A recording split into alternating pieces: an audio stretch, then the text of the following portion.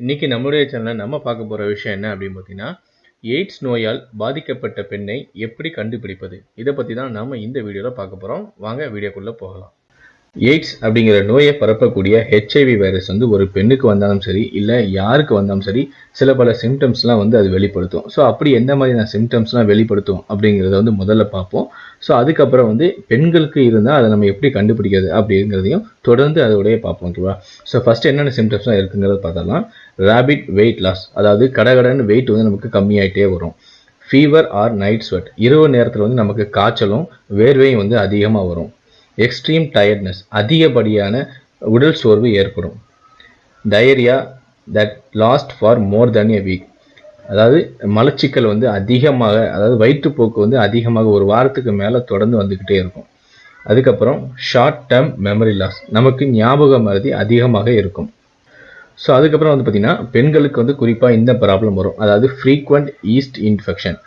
Oral or வெஜினால வந்து yeast infections இருக்கும். ஸோ இந்த ஈஸ்ட் இன்ஃபெக்ஷன்ஸ் வந்து இருந்தால் மட்டும்தான், அதாவது பெண்களுக்கு வந்து எய்ட்ஸ் நோய்கள் வந்துச்சுன்னா அவங்களுக்கு இந்த மாதிரியான சிம்டம்ஸ் இருக்கும். ஸோ இந்த சிம்டம்ஸ் பற்றி தான் நாம் அவங்களுக்கு வந்து எய்ட்ஸ் நோய் இருக்கா இல்லையா அப்படிங்கிறத நம்ம தெரிஞ்சுக்க போகிறோம். ஸோ இந்த சிம்டம்ஸ் இருக்குது அப்படிங்கிறத நம்ம எப்படி தெரிஞ்சுக்கலாம் அப்படிங்கிறத நம்ம இப்போ தொடர்ந்து இந்த வீடியோவில் பார்க்கலாம். ஸோ பொதுவாக இந்த ஈஸ்ட் இன்ஃபெக்ஷன் வந்து பார்த்திங்கன்னா எல்லா பெண்களுக்குமே வழக்கமாக வரக்கூடியது தான். ஆனால் ஈஸ்ட் இன்ஃபெக்ஷன் வந்து ஒரு எய்ட்ஸ் நோயாலையும் வரும் அப்படிங்கிறது தான் நம்ம இப்போ இந்த வீடியோவில் தெரிஞ்சுக்கிட்டோம். பட் நம்மளுடைய மனைவிகளுக்கு கூட, அதாவது நம்மளுடைய மனைவிகளுக்கு எய்ட்ஸ் நோய் இல்லாமல் இருந்தாலும் கூட அவங்களுக்கும் ஈஸ்ட் இன்ஃபெக்ஷன்ஸ் வரும். ஸோ அதனால் ஈஸ்ட் இன்ஃபெக்ஷன்ஸ் வந்தாலே அவங்களுக்கு வந்து எய்ட்ஸ் நோய் இருக்கா அப்படிங்கிறது கிடையாது. ஸோ எய்ட்ஸ் நோய் இல்லாமல் இருந்தாலும் கூட எய்ட்ஸ் இன்ஃபெக்ஷன் வரும். பட் ஈட்ஸ் இன்ஃபெக்ஷன் இருக்கக்கூடிய, அதாவது நம்ம மனைவியை தவிர வேற யாருக்கிட்ட போகும்போது அவங்களுக்கு இந்த மாதிரி ஈஸ்ட் இன்ஃபெக்ஷன் இருந்துச்சுன்னா அவங்களோட நீங்கள் வந்து உடலுறவு கொள்வதை அவாய்ட் பண்ணுறது ரொம்ப நல்லது. ஏன்னா எய்ட்ஸ்னாலையும் கூட ஈஸ்ட் இன்ஃபெக்ஷன் வரும். ஓகேவா? இதை நீங்கள் புரிஞ்சுக்கோங்க முதல்ல. ஸோ இதுக்கப்புறம் நம்ம ஈஸ்ட் இன்ஃபெக்ஷன் என்னென்ன அறிகுறிகள்லாம் இருக்கும் அப்படிங்கிறத பார்க்கலாம்.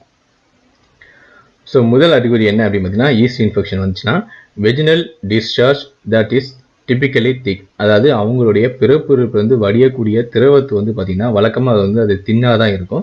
பட் இந்த மாதிரி ஈஸ்ட் இன்ஃபெக்ஷன் வந்துச்சுன்னா அவங்க பிறப்புறுப்புலேருந்து வடியக்கூடிய திரவம் வந்து பார்த்திங்கன்னா திக்காக இருக்கும். அதுக்கப்புறம் ஆர்டர்லெஸ், அதாவது துர்நாற்றம் வீசாது. மூணாவது, அந்த வடியக்கூடிய திரவம் வந்து பார்த்திங்கன்னா ஒயிட்டிஷ் கிரே இன் கலரில் இருக்கும். ஸோ ஒயிட்டிஷ் கிரே இன் கலரில் இருந்துச்சுன்னா அவங்களுக்கு வந்து ஈஸ்ட் இன்ஃபெக்ஷன் இருக்குது அப்படிங்கிறது அர்த்தம். ஸோ அதுக்கப்புறம் பார்த்திங்கன்னா இச்சிங் ஆஃப் வெஜினா, அதாவது இச்சிங் வந்து என்னென்ன அப்படின்னா பிறப்புறுப்பில் அவங்களுக்கு வந்து அதிகமாக வந்து அரிப்பு ஏற்பட்டுக்கிட்டே இருக்கும். ஸோ நீங்கள் வந்து உடலுறவு கொள்ளக்கூடிய பெண் வந்து அந்த இடத்துல வந்து அதிகமாக வந்து அரிச்சுக்கிட்டே இருந்தாங்கன்னா, அதாவது அவங்க அரிப்பு எடுத்து சொரிஞ்சிக்கிட்டே இருந்தாங்கன்னா நீங்கள் அவங்களோட உடலுறவு கொள்வதை வந்து தள்ளி போடணும், அதாவது நீங்கள் அவாய்ட் பண்ணணும். அதுக்கப்புறம் இரிட்டேஷன், அதிகமான எரிச்சலோடு இருப்பாங்க. பெயின் டியூரிங் செக்ஷுவல் இன்டர்கோர்ஸ், அதாவது உடலுறவு கொள்ளும்போது அவங்களுக்கு அதிகமான வலிகள் ஏற்படும். Redness, irritation, soreness of vagina and vulva இன்வர்ன், ஸ்வெல்லிங் ஆஃப் தி வெஜினா, அதாவது ஸ்வெல்லிங்னா வந்து வீக்கம். ஸோ அவங்களுடைய பிறப்புறுப்பு வந்து பார்த்திங்கன்னா சில சமயங்களில் வீங்கி போய் இருக்கும்.